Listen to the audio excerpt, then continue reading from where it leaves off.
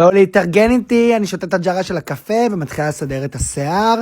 כן, עשיתי פוני, אל תקנו. בגלל המצב, יש לי המון סטרס, אז אני חייבת את התחליף גרגירים של דוקטור אור, זה מנקה לי את כל החנג'אווה. יש דבר כזה חנג'אווה? לא, כיוון אין חנג'אווה. אני אוהבת את זה כי זה לאור מעורב הצ'מן, וזה מתאר את הנקבוביות מבלי לייבש את האור. עכשיו אני מתחילה למרוח על עצמי כמו אינדיאנית.